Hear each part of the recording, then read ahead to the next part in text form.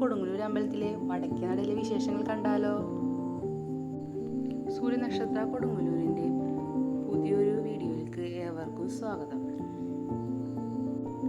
ഇപ്പം ഞങ്ങളുള്ളത് കൊടുങ്ങല്ലൂർ അമ്പലത്തിലാണ്.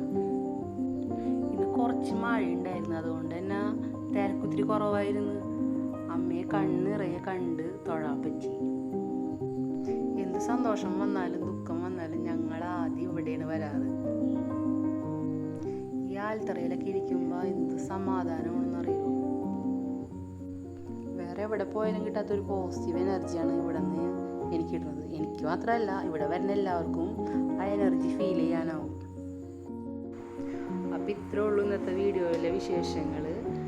ഞങ്ങളുടെ വീഡിയോസൊക്കെ നിങ്ങൾക്ക് ഇഷ്ടമായിട്ടുണ്ടെങ്കിൽ ഞങ്ങളുടെ ചാനൽ സബ്സ്ക്രൈബ് ചെയ്യുക, ലൈക്ക് ചെയ്യുക, ഷെയർ ചെയ്യുക.